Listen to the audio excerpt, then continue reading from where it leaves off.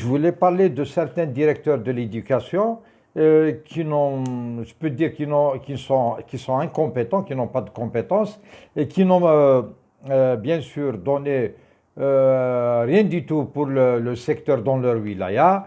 Et là, ils ne peuvent même pas, je mesure mes mots, je dis bien certains secteurs de l'éducation qui ne peuvent même pas gérer la paie des travailleurs pour qu'elle soit régulière mensuellement, soit payés mensuellement, ils ne peuvent pas fixer une date.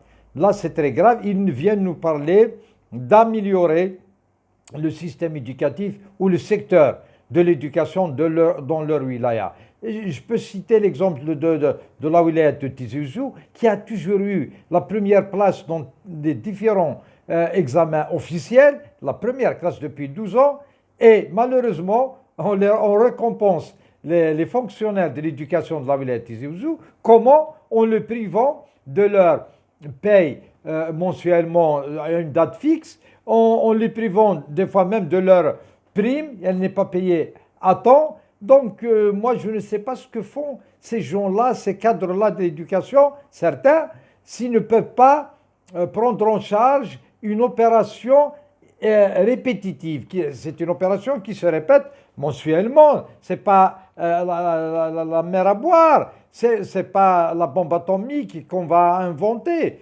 Donc là, arriver à parler d'améliorer le secteur de l'éducation en équipement, les visites.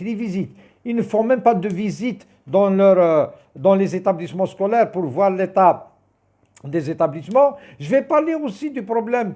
Ils ne payent pas les enseignants vacataires ou contractuels. Actuellement, on parle de contractuels, comme aussi dans la majorité des wilayas, à Djelfa, à Tizi Ouzou, à Tamnaraset. Le problème qui s'est posé avec un enseignant parce qu'il a été voir chez le trésor de wilaya où est la situation des contractuels avec le représentant du SATEF.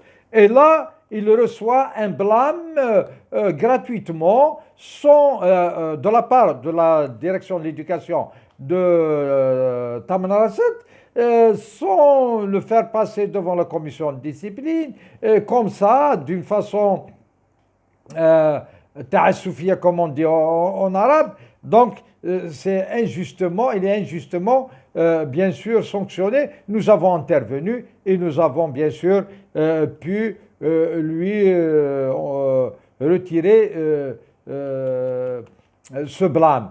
Il faut respecter les lois de la République. Quand j'avais parlé avec le secrétaire général de la direction de l'éducation de Tamnaraset, il me dit pourquoi ces types-là s'intéressent au salaire des contractuels, alors que ces gens-là, ce n'est pas des fonctionnaires.